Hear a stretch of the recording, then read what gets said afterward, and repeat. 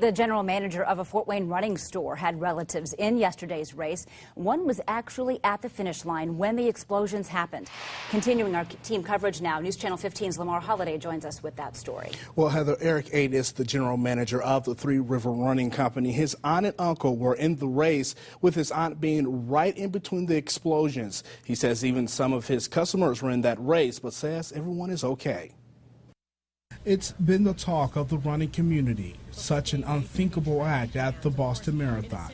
Most in that community knew someone in the race, including Eric Ade. I started thinking about my aunt and uncle and thinking, okay, well, that's about the time they normally would run. So I finished up with my run, came back and looked on the computer and noticed that the time was very similar to the time that was on the clock during the explosion. Eric Ade runs Three Rivers Running Company. He says though his uncle finished 15 minutes before the explosions, his aunt was right in the heart of it.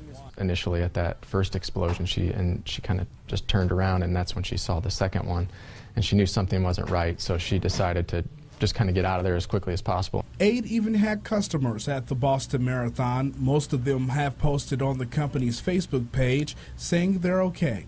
One worker knows someone who's decided to no longer take part in marathons.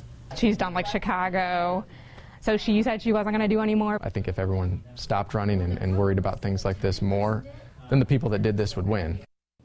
Ade says his aunt and uncle should be heading back home sometime today. Coming up tonight at 6 here, what could affect this bombing could have on runners in future marathons? Okay, glad they're all safe. Absolutely. Thank you, Lamar.